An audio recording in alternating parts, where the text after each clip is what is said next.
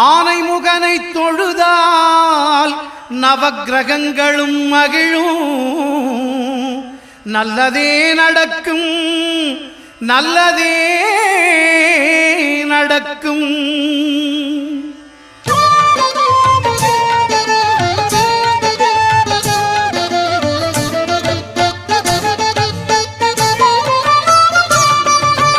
ஒன்பது கோளும் ஒன்றாய் காண அங்கு கற்பகம் என்னும் கடவுளின் மெய்யில் ஒன்பது கோளும் ஒன்றாய் காண அங்கு கற்பகம் என்னும் கடவுளின் மெய்யில்